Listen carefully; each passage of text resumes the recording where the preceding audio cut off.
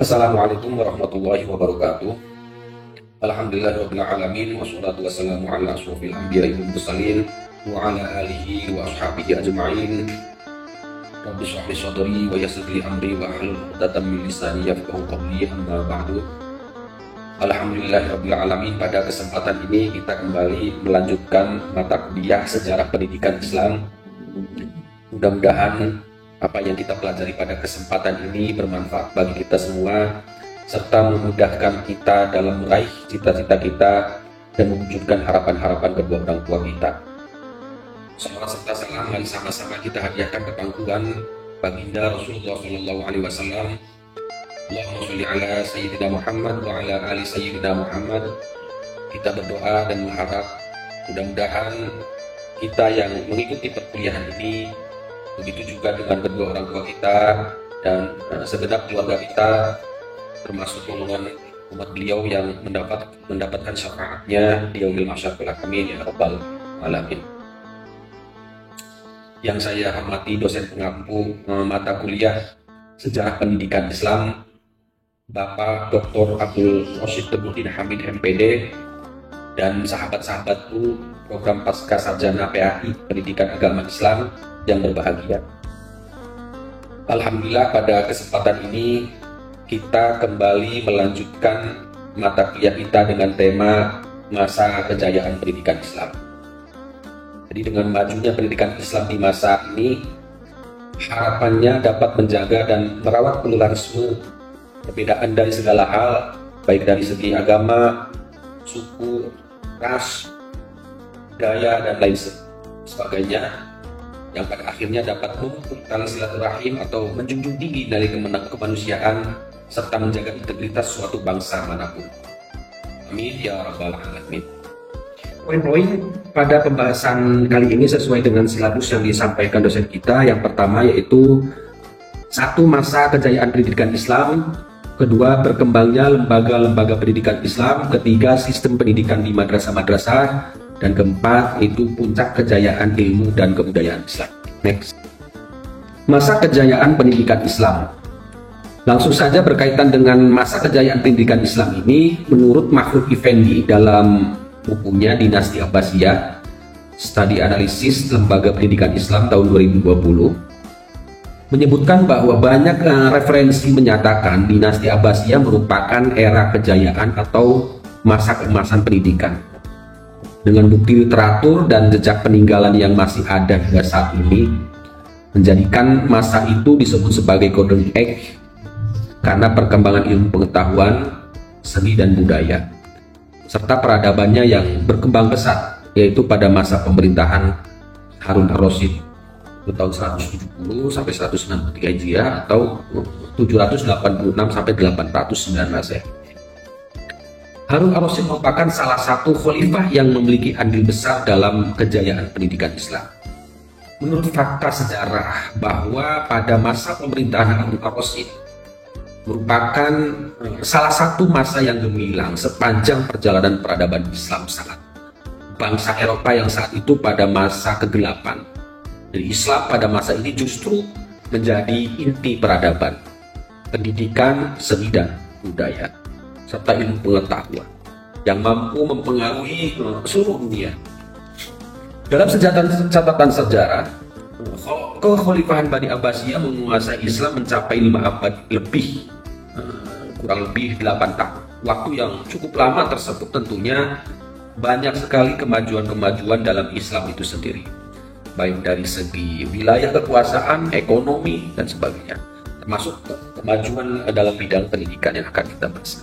Jadi di masa kepemimpinan Khalifah Harun ar-Rasyid ini, itu dinasti Abbasiyah berada dalam kemakmuran dengan jaminan keamanan, kekayaan yang berlimpah, serta wilayah yang terus meluas dari India sampai ke Afrika Utara.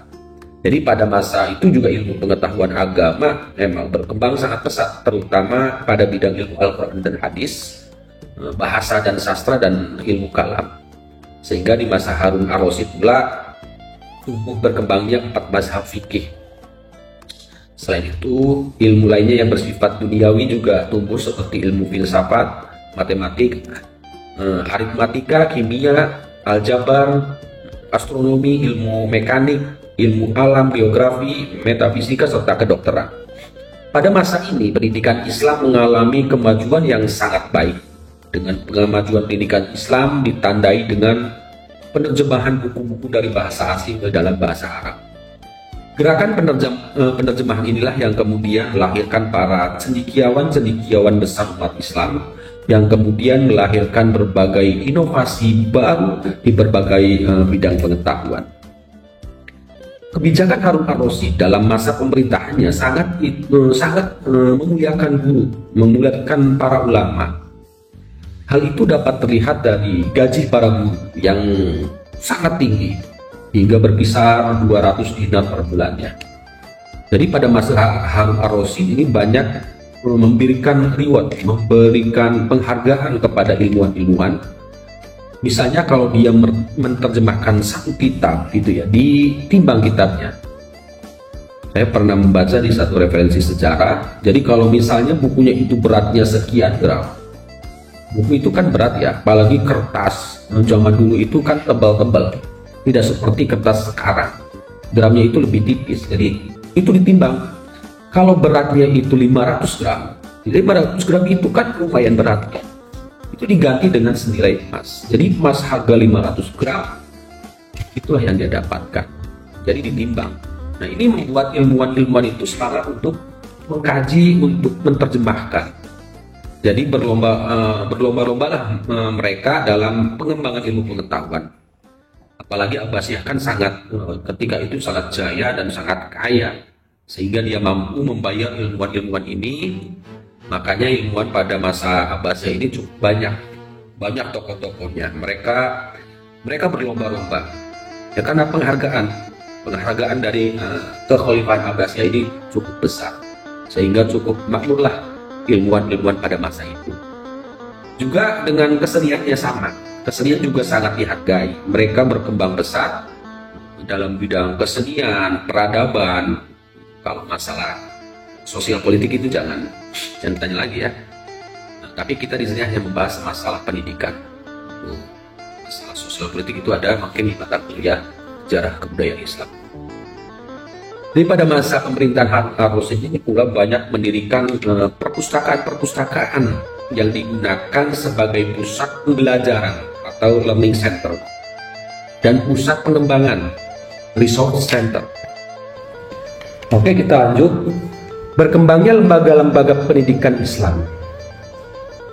Masa kejayaan pendidikan Islam merupakan suatu periode di mana pendidikan Islam berkembang pesat, yang ditandai dengan berkembangnya lembaga-lembaga pendidikan Islam, baik itu madrasah maupun universitas-universitas dalam berbagai pusat kebudayaan Islam. Lembaga pendidikan Islam sangat dominan dan berpengaruh besar dalam membentuk pola kehidupan dan pola budaya umat Islam.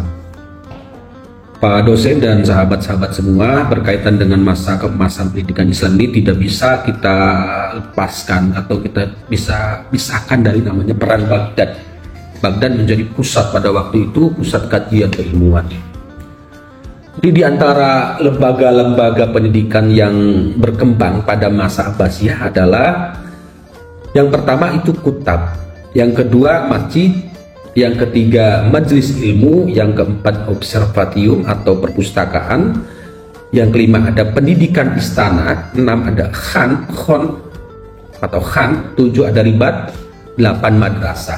Mari kita bahas satu persatu. Lanjut. Yang pertama kutab. Kutab merupakan lembaga pendidikan Islam tingkat dasar yang kegiatannya belajar membaca, menghitung, dan menulis bagi anak-anak dan remaja. Pengajaran dalam lembaga pendidikan kutab bertujuan mengajarkan ilmu Al-Quran, bahasa, dan sastra. Di sebagian besar pelajar di sana berusia sekitar 5-7 tahun. Pengajar di lembaga ini disebut mu'allim, terkadang juga disebut sebagai faqih. Lembaga pendidikan Islam berupa kutab ini merupakan sebuah tempat belajar yang sebenarnya awal mula berdirinya ini sejak bangsa Arab sebelum kedatangan Islam. Jadi dalam lintasan sejarah Islam tentunya kutab telah mengalami beberapa pembaruan. baik dari segi pengelolaan, pembiayaan maupun dari segi kurikulumnya yang dapat kita amati di setiap periodenya. Lanjut, yang kedua, masjid. Selain berfungsi sebagai tempat beribadah, masjid juga digunakan sebagai tempat pembaiatan khalifah, tempat diskusi dan musyawarah, serta tempat belajar agama. Jadi di masjid, pembelajaran yang didalami ialah ilmu Al-Quran. Itu dengan cara menggunakan halakoh. Ilmu alimul mudarris wal halakoh. Ini merupakan sebutan bagi pengajar di masjid. Sehingga beliau yang mengajar itu sangat dihormati oleh masyarakat sekitar. Para pengajar di masjid ini terdiri dari para qurra, para fuqaha, dan para ahli hadis. Selain untuk urusan dengan Tuhan, sebenarnya masjid dapat digunakan untuk kegiatan-kegiatan horizontal lainnya ya. Artinya selain untuk beribadah secara vertikal kepada Allah, secara horizontal masjid dapat digunakan sebagai pusat perubahan sosial, mengubah masyarakat menjadi mandiri baik secara sosial maupun secara ekonomi. Yang ketiga, majelis ilmu. Lembaga ini kerap kali digunakan sebagai kompetisi debat ya, ajang perlombaan syair dan kesenian lainnya yang di bawah Yahya bin Khalid al-Balmaki. Yang keempat, observatium atau perpustakaan dengan nama Khizanatul Hikmah, dibangun sebagai pusat penelitian, kajian serta perpustakaan dalam mengembangkan ilmu pengetahuan. Selain itu juga seringkali digunakan sebagai riset pengamatan. Saat kegiatan penerjemahan buku ke dalam bahasa Arab secara besar-besaran, hasil terjemahan tersebut dikumpulkan di perpustakaan ini. Kemudian dijadikan sebagai literatur untuk penelitian-penelitian selanjutnya di masa ini. Yang kelima, ada pendidikan istana. Jadi agar menyiapkan generasi selanjutnya untuk memegang tanggung jawab pemerintahan dinasti Abbasiyah, khalifah dan para pejabat mengundang para guru atau muadib sebagai pengajar bagi anak-anak mereka. Guru yang mengajar di kalangan kerajaan disebut muadib. Mereka mengajarkan ilmu pengetahuan yang akan diterapkan saat memikul tanggung jawab sebagai pemimpin kelak. Jadi ada perbedaan antara kependidikan yang biasa dengan kependidikan di istana. Ini materi-materinya itu ditambahkan. Jadi kalau di istana itu kan, kalau sekarang itu kira-kira namanya privat. Jadi lebih eksekutif, lebih eksklusif ya.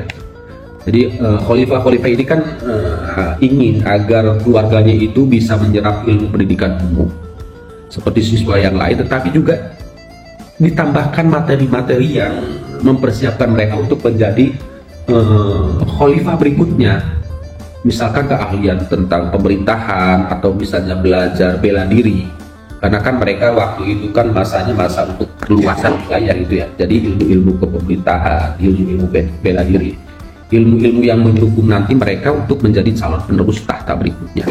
Jadi eksklusif diundang ke istana. Sementara kalau yang pembelajaran biasa itu siswanya yang mendatangi gurunya, tapi kalau pendidikan di istana ini gurunya yang datang ke istana. Itu seperti privat kalau di masa itu. Oke, lanjut yang keenam, khan. Khan ini adalah asrama untuk pelajar. Jadi kan tadi kalau awal itu masjid. Nah, tapi lama-kelamaan siswanya itu semakin banyak. Kemudian waktunya juga kalau masjid itu kan terbatas. Tempatnya juga jadi terbatas. Karena di masjid ini kan kalau sudah waktunya sholat, sudah stop gitu ya. Nanti lanjut kegiatan utama adalah ibadah. Nah, sementara dengan siswa yang banyak, materi yang semakin banyak dibahas, kita itu butuh yang namanya tempat yang lebih leluasa untuk menyampaikan pendidikan. Akhirnya dibangunlah asrama, biasanya di dekat masjid. Makanya dinamakan Masjid Khan, karena ada asrama di samping masjid. Nah, di asrama ini biasanya diajarkan ilmu-ilmu pengetahuan, diantaranya tadi fikih. Mungkin kalau zaman sekarang ini kita bisa analogikan seperti pesantrennya. Jadi syarat utama pesantren itu kan harus ada masjid, ada asrama. Saat itu dia nanti lebih berkembang gitu ya. Ada asrama, ada gedung-gedung sekolah. Jadi kira-kira kalau dianalogikan kan masjid itu ya seperti pesantren zaman sekarang, tapi ya masih sederhana, tidak semodern saat ini. Next, yang ketujuh, ribat. kalangan umat Islam ini kan macam-macam ya. Ada yang mereka ini terdiri dari kaum sufi ya, yang betul-betul mau belajar agama. Kemudian kehidupannya itu ditujukan semata-mata untuk beribadah, konsentrasi, pengen nyepi ya gitu ya. Jadi mereka biasanya diribat namanya. Jadi khusus untuk kaum-kaum sufi untuk ribat. Yang kedelapan, madrasah. Ini keinginan pelajar yang menuntut ilmu ini membuat masjid tadi itu tidak muat, tidak tertampung karena banyaknya pelajar. Di samping pelajar yang ada di sekitar masjid, ada juga yang datang dari pelajar-pelajar datang dari luar kota. Kalau di luar kota kan nggak mungkin mereka pulang pergi, sehingga dibangunlah asrama. Setelah asrama nanti dibangun lagi namanya madrasah. Jadi semakin berkembang tempat pendidikannya, itu semakin baik. Sehingga lama-lama Masjid Khan ini berubah menjadi madrasah. Ada gedung tersendiri untuk melaksanakan pendidikan. Kalau sekarang itu sekolah ya. Sistem pendidikan di madrasah-madrasah. Nah, kalau kita bicara tentang sistem pendidikan, tentu saja ada namanya kurikulum dan metodenya. Ini juga akan kita bahas ya, terutama pada masa Abbasiyah ini. Oke, selanjutnya kurikulum. Kurikulum di dinasti Abbasiyah ini, murid itu diminta untuk fokus mempelajari satu mata pelajaran saja. Misalnya dia tertarik kepada pelajaran fikih, jadi dia hanya membaca atau berguru kepada satu ahli fikih.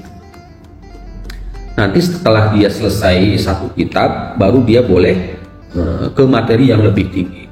Nah, beda kalau kita bandingkan dengan yang kurikulum zaman sekarang, misalnya di Indonesia. Di tingkatan sekolah itu kan pakai kurikulum misalkan 2013, sekarang sudah ada kurikulum merdeka. Itu kan semua mata pelajaran sudah terintegrasi ya dalam kurikulum tersebut. Jadi banyak mata pelajarannya, tetapi pada masa Abbasiyah ini dia ngabisin satu kitab dulu. Satu kitab udah habis, dia belajar kepada ahlinya. Kalau dia di sana itu disebutnya syekh ya.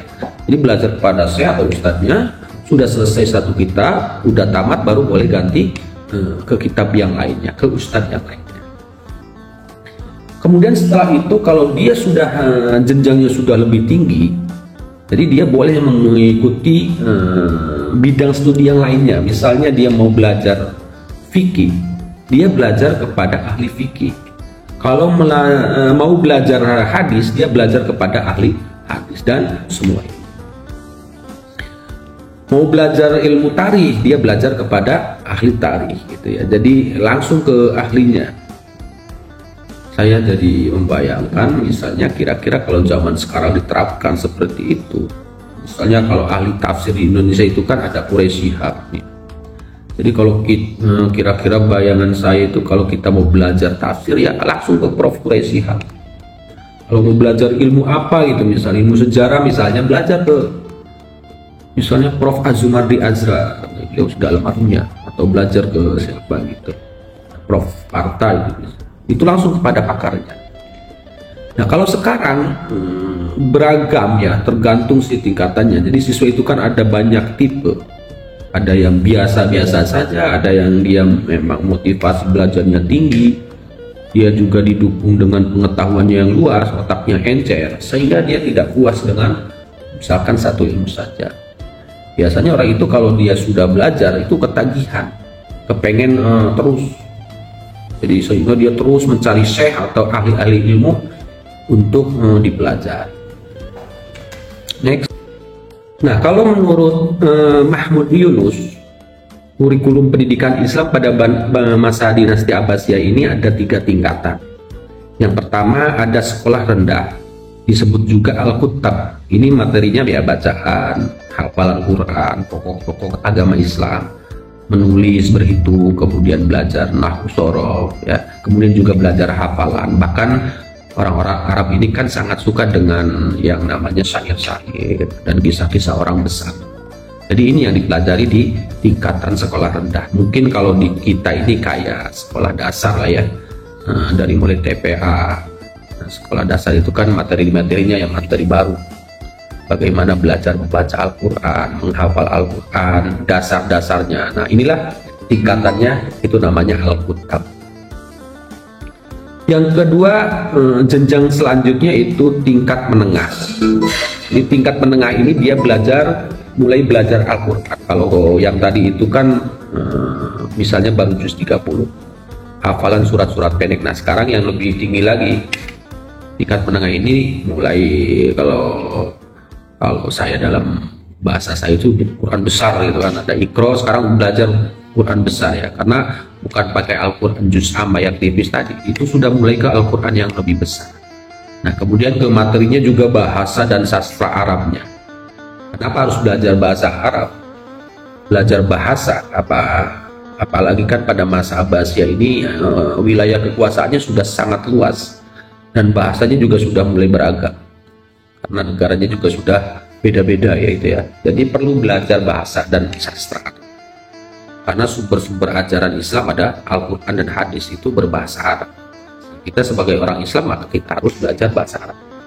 Kemudian ada pelajaran fikih, ada pelajaran tafsir, hadis, balago, ilmu pasti, ilmu talak, bahkan juga ada pelajaran umum seperti fisika, kedokteran, dan juga pelajaran musik lainnya. Terus yang ketiga, ada tingkat perguruan tinggi. Ini agak berat materinya. Misalnya ilmu-ilmu nakliyah, ilmu tafsir, ilmu hadis, fikih, usul fikih, balago, sastra Arab, kemudian ilmu mantik, ilmu alam, ilmu kimia, musik, ilmu pasti, ilmu falak, juga misalnya ilmu hewan, tumbuh-tumbuhan, dan kedokteran. Jadi bertingkat gitu ya, ada tingkatan kurikulumnya. Oke, yang kedua metode. Tadi yang pertama kan kurikulum, yang kedua metode. Jadi agar lembaga-lembaga pendidikan tersebut dapat itu ya melahirkan lulusan-lulusan yang berkualitas, perlu metode pembelajaran yang tepat. Metode pembelajaran menjadi faktor penting agar guru dapat menyampaikan pengetahuan kepada muridnya. Ini metode pengajaran yang dipakai pada masa Daulah Abbasiyah ini kurang lebih terdiri dari 3 kelompok. Yang pertama metode lisan, kegiatan pembelajaran berupa imla atau dikte, diskusi dan membaca. Yang kedua metode hafalan, jadi para murid diharuskan menghafal kemudian mampu menjelaskan kembali dalam kegiatan diskusi. Yang ketiga metode tulisan, metode ini lebih kepada menyalin karya-karya para ulama sebagai cara memahami pelajaran sekaligus sebagai cara penggandaan buku-buku di masa itu. Baik, penjelasannya ya tadi yang pertama itu metode lisan atau imla. Imla itu kan mendikte ya. Kita juga dulu, kalau saya terutama misalkan waktu SD dulu ada pelajaran dikte. Jadi guru membaca, kita menulis. Nah bahasa Arab juga begitu, namanya imla. Jadi guru membaca kosakata bahasa Arab atau kalimat bahasa Arab. Nanti murid menulis, kemudian guru berceramah dan siswa mendengarkan. Nah, setelah itu ada qiraah. Jadi siswa diminta untuk membaca kitab lalu berdiskusi terhadap apa yang sudah dibahas pada kitab tersebut. Nah kemudian kita tahu pada masa dinasti Abbasiyah ini kan belum ada misalnya percetakan ya yang modern. Jadi kalaupun dicetak itu masih cetak manual seperti dijahit atau gimana gitu ya, masih manual. Kemudian belum ada juga misalkan mesin fotokopi. Jadi kalau mau perbanyak buku atau tulisan itu dia ditulis ulang gitu ya. Nah makanya metode imla ini sangat tepat digunakan agar melatih siswa. Kalau bahasa Arab itu kan pronunciation-nya itu hampir sama antara sin, shin, shod itu mirip-mirip gitu ya. Jadi ada beberapa kata-kata huruf-huruf yang mirip-mirip. Jadi kalau tidak dilatih dengan imla maka kurang afdol. Jadi mereka selalu mengutamakan imla. Selain juga melatih siswa untuk menulis biar tulisannya semakin baik, semakin bagus, dan buku-buku itu juga ditulis ulang gitu ya. Jadi alhamdulillah kita hidup di masa modern, semua serba praktis. Kalau misalnya ada buku yang belum dijual, misalkan belum dijual bebas ya, kemudian kita perlu buku itu kan bahan makalah misalnya, kita tinggal fotokopi. Jadi nggak harus kita tulis ulang, capek. Tapi zaman dulu karena mereka terbiasa menulis ulang ya, terbiasa didikte gitu ya. Jadi tulisan-tulisan Arabnya itu bagus. Tulisan khotnya itu jadi indah ya.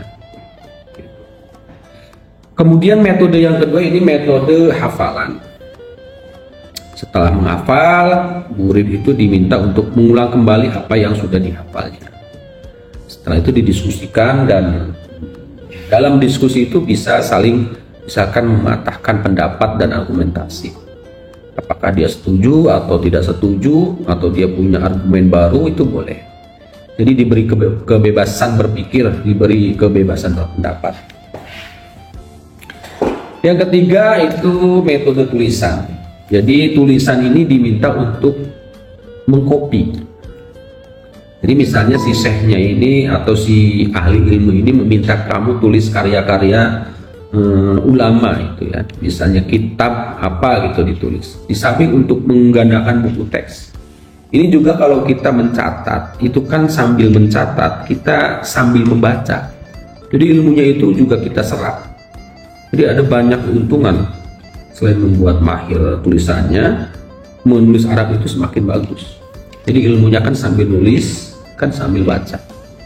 Jadi ilmunya juga keserap gitu ya. Jadi banyak plusnya gitu ya, dengan tulisan dan imla tadi. Oke, next. Selanjutnya puncak kejayaan ilmu dan kebudayaan Islam. Berkembang dan tumbuhnya ilmu pengetahuan dan kebudayaan Islam sebagai akibat berpadunya unsur-unsur bawaan ajaran Islam dengan unsur dari luar. Kemudian potensi pembawaan Islam ini tidak merasa cukup hanya menerima pengaruh dari luar saja, tetapi bahkan kemudian mengembangkannya lebih jauh, sehingga nampak adanya unsur-unsur Islami. Akhirnya berkembanglah sebagai bidang ilmu pengetahuan. Bidang ilmu itu apa saja? Oke, berkembangnya berbagai bidang ilmu pengetahuan. Yang pertama ada bidang fikih. Pada masa kejayaan, ilmu fikih telah sampai kepada ilmu yang berdiri sendiri dan mampu memecahkan masalah pelik dalam kehidupan manusia. Di imam-imam mazhab hukum yang empat ini hidup pada masa pemerintahan Abbasiyah. Selanjutnya B, teologi, bidang teologi. Jadi aliran-aliran teologi atau bidang filsafat ketuhanan berkembang pada masa ini, seperti Khawarij, Murji'ah, dan Mu'tazilah. Teologi rasional Mu'tazilah muncul di ujung pemerintahan Bani Umayyah. Namun pemikiran-pemikiran yang lebih kompleks dan sempurna baru dirumuskan pada masa pemerintahan Bani Abbasiyah setelah terjadinya kontak dengan pemikiran-pemikiran Yunani yang membawa pemikiran rasional dalam Islam. Jadi tokoh perumus pemikiran Mu'tazilah yang terbesar adalah Abu Al-Huzail Al-Alawi. Kalau Asy'ariyah, aliran tradisional di bidang teologi yang dicetuskan oleh Abu Hasan Al-Asy'ari. Dan selanjutnya bidang ilmu bumi dan ilmu falak. Jadi dalam awal abad ke-9 Masehi, yaitu pada masa pemerintahan Al-Ma'mun, Al-Khwarizmi bersama dengan para asistennya telah berhasil membuat sebuah peta dunia. Mereka telah menemukan bahwa bumi itu bukan datar seperti anggapan orang-orang Eropa, tetapi sebenarnya seperti pengkajian yang dilakukan oleh Al-Khwarizmi ini, bahwa bumi itu bundar. Bahkan mereka telah membuat perhitungan keliling bumi sebesar 20.000 mil dengan jari-jarinya 6.500 mil. Jadi Al-Astaki pada pertengahan abad 10 Masehi membukukan karangannya mengenai ilmu bumi negeri-negeri Islam yang sudah dikuasai, ditandai dengan warna. Jadi di mana daerah Islam tersebut berada. Jadi Abu Abdillah Al-Idrisi yang populer dengan nama Asy-Syarif telah membuat sebuah globe bumi dan langit dari bahan perak sebagai hadiahnya kepada waktu itu Raja Sisilia Roger II sewaktu diundang oleh raja tersebut ke istana. Dan selanjutnya bidang kedokteran. Jadi bidang kedokteran dikenal nama Ar-Razi dan Ibnu Sina. Ar-Razi adalah tokoh pertama yang membedakan antara penyakit cacat dengan measles. Dia juga yang pertama menyusun buku mengenai kedokteran anak. Jadi sesudahnya ilmu kedokteran berada di tangan Ibnu Sina, Beliau juga seorang ahli filsafat, berhasil menemukan sistem peredaran darah pada manusia. Di antara karyanya ialah Al-Qanun fit Tibb, yang merupakan ensiklopedi kedokteran yang paling besar dalam sejarah. Dan selanjutnya bidang optika.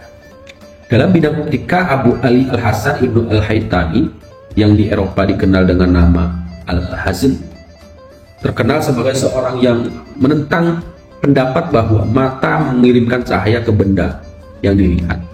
Jadi menurut teorinya yang kemudian terbukti kebenarannya, bendalah yang mengirimkan cahaya ke mata. Ya. Dan selanjutnya bidang kimia. Dalam bidang kimia terkenal nama Jabir Ibnu Hayyan. Dia berpendapat bahwa logam seperti timah, besi, dan lembaga itu dapat dirubah menjadi emas atau perak dengan mencampurkan sesuatu zat tertentu. Selanjutnya bidang matematik. Dalam bidang matematik terkenal nama Muhammad Ibnu Musa Al-Khwarizmi, yang juga mahir dalam bidang astronomi. Dialah yang menciptakan ilmu aljabar. Kata aljabar itu berasal dari judul bukunya, Aljabar wal Mubahalah. Aljabar wal Mu'abalah. Selanjutnya bidang filsafat. Tokoh-tokoh terkenal dalam bidang filsafat itu ya antara lain Al-Farabi, Ibnu Sina, Ibnu Rus. Al-Farabi banyak menulis buku tentang filsafat, tentang logika jiwa, kenegaraan, etika, dan interpretasi terhadap filsafat Aristoteles. Ibnu Sina juga banyak mengarang buku tentang filsafat yang terkenal diantaranya As-Syifa. Ibnu Rus yang di barat terkenal dengan Averroes banyak berpengaruh di barat itu dalam bidang filsafat, sehingga di sana terdapat aliran yang disebut dengan Averroisme. Selanjutnya bidang sejarah. Dalam bidang sejarah dikenal nama Al-Mas'ud. Dia juga ahli dalam bidang ilmu geografi. Di antara karyanya ada Muruj al-Zahab wa Ma'adin al-Jawahir.